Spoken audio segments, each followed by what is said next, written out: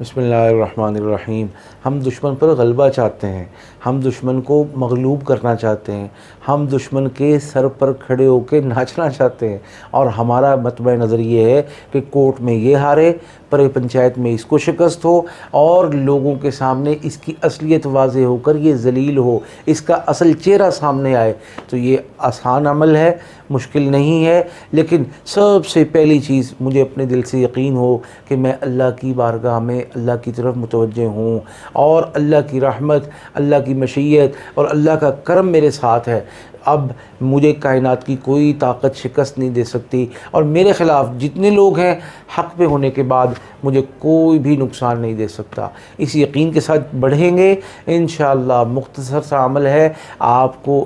آپ کی نسلوں کو اور آپ کے بہن بھائیوں کے اور اولاد کے قدموں میں کامیابی لا دے گا، ڈال دے گا انشاءاللہ۔ اس کے لیے بہت آسان عمل ہے، صرف اول آخر 11 مرتبہ درود پاک صلی اللہ علیہ وسلم پڑھنا ہے، اور اس کے بعد وَافْتَحْ لَنَا فَإِنَّكَ خَيْرُ الْفَاتِحِينَ 1100 مرتبہ پڑھنا ہے 3 دن۔ اس کے بعد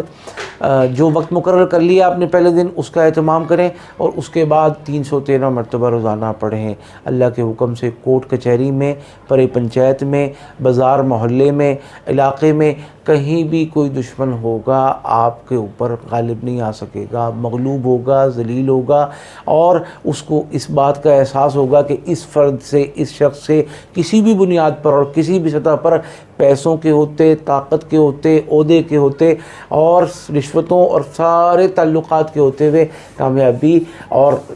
غلبہ حاصل نہیں کیا جا سکتا۔ انشاءاللہ اس عمل کی برکت سے اللہ پاک آپ کے دشمن کو مغلوب اور آپ کو غالب رکھے گا، آپ کے دشمن کو کمزور اور آپ کو طاقتور رکھے گا، آپ کے دشمن کو مایوس اور